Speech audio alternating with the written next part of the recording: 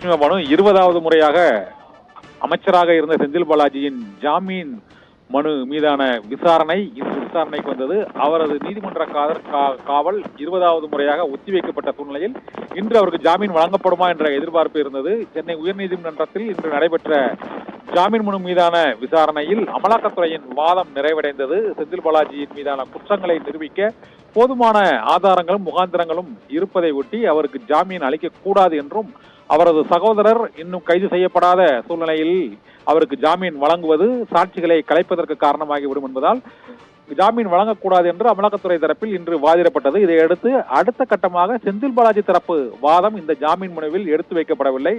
அந்த வாதமானது வரும் 19ஆம் தேதி எடுத்து வைக்கப்படும் என்றும், அதற்காக இந்த வழக்கு விசாரணை 19ஆம் தேதிக்கு ஒத்திவைக்கப்படுகிறது. 19ஆம் தேதி செந்தில் பாலாஜி தரப்பு வழக்கறிஞர்கள் அவருக்கு ஜாமீன் அளிப்பதற்கான காரணத்தை விளக்கி அவர்கள் வாதிட இருக்கிறார்கள். இருதரப்பு வாதங்களையும் கேட்ட பிறகு செந்தில் பாலாஜிக்கு ஜாமீன் வழங்கப்படுமா அல்லது வழங்கப்படாதா என்பது குறித்து சென்னை உயர்நீதிமன்றம் மிக முக்கியமான தீர்ப்பை வழங்க இருக்கிறது.